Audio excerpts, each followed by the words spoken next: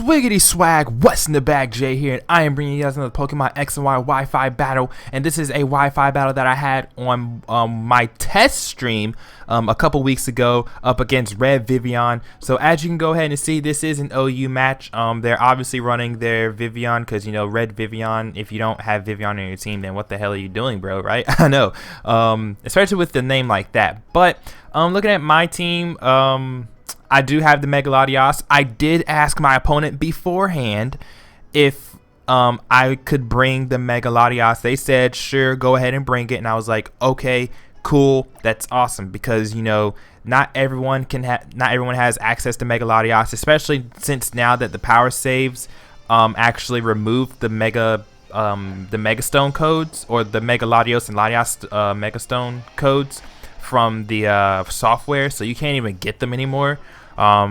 So every time I battle with them, I will ask my opponents whether or not I can use them or not. But let's go ahead and jump into the battle. They lead off with the Mammo. Kind of figured I was going to lead off with the Mammo, but I wanted to go ahead and lead off with my Landorus because I wanted to set up my Stealth Rocks, because they have I think they have about 3 members on their team that are really weak to Stealth Rocks, and I know that they have a Mandibuzz on the team. I know that they have a Mandibuzz with the Defog, but I didn't really care. I just wanted my Stealth Rocks up, because if they wanted to switch into Mandibuzz, I can get 25% damage on that Mandibuzz. But I go ahead and switch out and go into my Rotom because I didn't want my Landorus to die just yet, because I still have my Sylveon that I can wish it back up to full HP, and if I need to set up Stealth Rocks again, I can do that. Now, because they go into their Conkeldurr, I predicted them to switch into something else. I didn't really predict them to switch into Conkeldurr specifically, but I did predict them to switch, so that's why I went for the Volt Switch on the Mammo, because I knew they weren't going to stay in with the Mammo,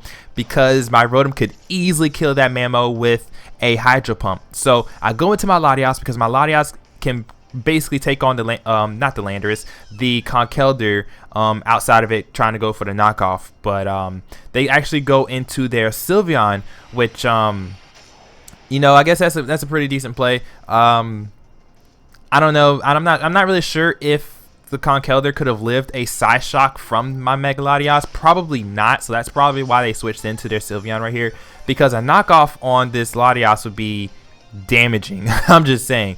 But I didn't want my Latios taking a Moonblast to the face, so I actually go into my Rotom here because I wanted to burn this Sylveon. I just wanted to burn it. My Rotom is Choice Scarf, by the way, but I just wanted to burn this Sylveon because residual damage is always great on a wall, especially Sylveon, because Sylveons are they're very specially defensive. Now, my Sylveon, I actually checked my Sylveon before this battle. My Sylveon is actually physically defensive, which actually makes sense because that thing has massive special defense. But I go ahead and go for the Willow and go ahead and burn this thing. My Rotom is poison. It doesn't matter because my Rotom comes in, does damage, and then gets the fuck out. So it's not going to be taking too much toxic damage. Not only that, but I do have my own personal Sylveon on my team, on the team that has Heal Bell. So I can go ahead and just Heal Bell the toxic right off my Rotom whenever I want to. So I go ahead and go into my own Sylveon actually, and I actually am going to go ahead and speed this part up right here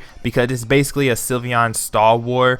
Now my Sylveon is physically defensive, so my Sylveon will not be taking these Moonblasts as well as I want it to. But, you know, I mean, hey, it's whatever. I know my Sylveon can basically take on this Sylveon no problem.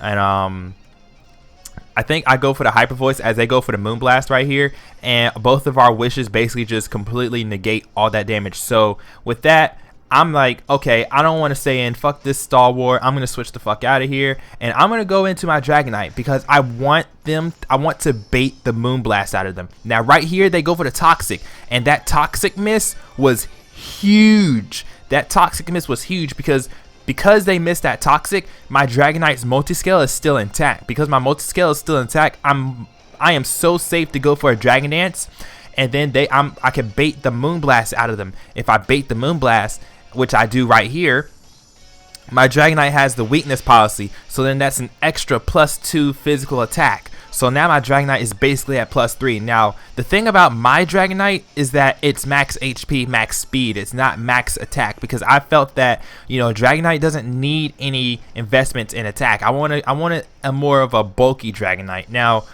I don't know if this is actually a good set or not, honestly. If my Dragonite was invested in attack, then I could have probably swept. Not sure, but my Dragonite is able to take that Moonblast right there, and they're just gonna go ahead and let their Sylveon die because there's really no, they can't do anything else with it. Like they can't. Now, I mean, it kind of sucks, but yeah, they have to let their Sylveon die. Unnecessary crit is unnecessary, and yeah, but they're gonna go ahead and go into their Mamo. I know the Ice Shard is coming. I'm just gonna go ahead and sack off my Dragonite right here because I don't really want it anymore, because it is at a low amount of HP, and I mean 2 HP, like really, I don't need my Dragonite. So I'm gonna go ahead and fodder that off, and then I'm gonna go into my Rotom. Now I go into my Rotom because I can just go ahead and go for the Hydro Pump and kill off this Mamoswine.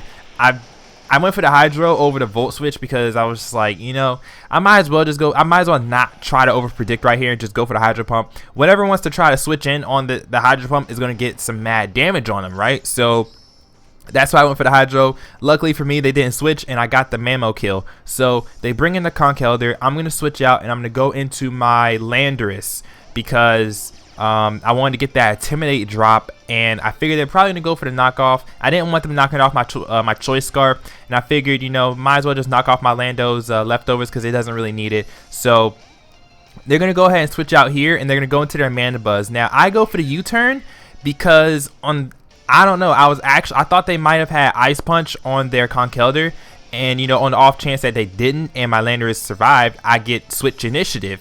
So luckily for me, they switch out. They go into the Mandibuzz, and I go into my Rotom here because I figured, you know, hey, my Rotom can Volt Switch on this thing. Now, right here, it kind of confused me. Like I was battling in the stream, and I was like, oh, they're gonna go for the Defog. They have to go for the Defog because they have a Charizard and a Vivillon on their team. The Defog is painfully obvious, but they go for the knockoff, and I was like, why did you go for a knockoff? That doesn't make sense to me because you would think that they would prioritize the Charizard and the Vivillon more than knocking off my items, because those two Pokemon are horrifically weak to Stealth Rocks. So because of that play, because they didn't go for the Defog, I can go ahead and kill off the Mandibuzz, and I don't even have to worry about setting up hazards anymore. And I know for a sure fact when the Vivillon comes in, just like right now, and when the Charizard comes in, that is an easy 50% off of their health right there. So they go ahead and bring in the Vivillon. They put me to sleep with the Sleep Powder, and basically right here, I'm just like, okay, I can just wait out the sleep turns. Honestly, it doesn't necessarily, I don't really care. I mean, you know, on the off chance, I messed that up. You're only sleep 1 to 3 turns, so they're only going to set up at least 3 Quiver Dances. Now, of course, that's scary, but luckily for me, I actually got the first turn Wake, and I am able to Hyper Voice it to death. And basically, all they have left now is their Charizard, and I didn't want. I figured, you know, I looked at their team, and I was like, this is probably Charizard X. Just looking at their team, it was probably Charizard X because they had, what did they have? They had Vivillon as a special attacker. They had Mamo as physical. They had Sylveon as special. They had Mandibuzz, which is like, what, Fizz? What else did they have on their team? I'm actually not really sure, but I figured it was Charizard X, so I go into my Landorus to get the Intimidate drop and basically let my Landorus die because I don't really need it anymore because, like I said before, Stealth Rocks are there to stay, and I think this is their last Pokemon too. So no, it's not. No, it's not. No, it's not. They have Conkeldurr. They have Conkeldurr left. So wait, how did I even guess that was Charizard X? I don't even know. I have no clue. I think I just switched in Landorus just to fucking have it die. But I bring in my Mega Latios, and basically Mega Latios is here to just do cleanup. So yeah, good game, RedVivillon. Sorry about that defog play. If you went for the defog, then the game probably would have ended up differently. But I don't know. I thought this was a pretty fun battle. I mean, I don't know about them, but I thought it was pretty fun. But if you guys enjoyed this battle, sorry it was OU again, but like I said, I have a lot of OU matches. But you know, if you enjoyed, leave a like, comment, and subscribe, and I will check you guys out later. Peace.